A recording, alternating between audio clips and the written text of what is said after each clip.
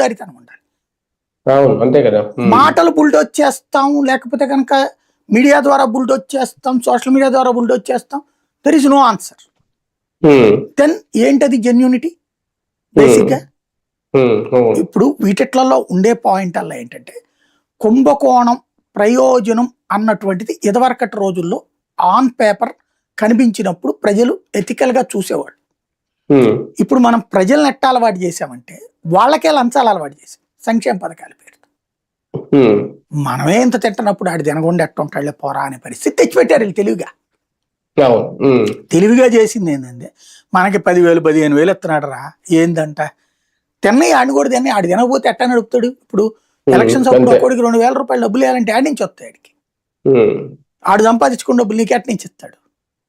మొదట అట్ట ఇస్తున్నాడు, తర్వాత అది సంపాదించుకుంటున్నాడు. అంటే బురద గుంటలో కూర్చున్నటువంటి రాజకీయం అనే పంది బయటకు వచ్చి ఎదిరిచ్చింది జనాల మీదకి. తెల్ల చొక్కాలు వేసుకున్న జనం ఆ బురదను కడుక్కున్నారు, తుడుచుకున్నారు, సబ్బేసి తోమారు, కానీ మరక అట్లాగే ఉంటది.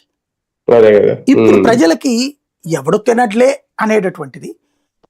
ఇంకోటి, నాయకుల పక్షాన వీళ్ళు ఎవరిని ప్రేమిస్తారో మా నాయకుడు తక్కువ తింటాడు, అవతల నాయకుడు ఎక్కువ తింటాడని విచిత్రం తప్పించి మావాడు తిండని ఎవడు చెప్పలేకపోతున్నారు. అది ఎంత ఇక్కడ ఇప్పుడు అదే జరుగుతుందేమో.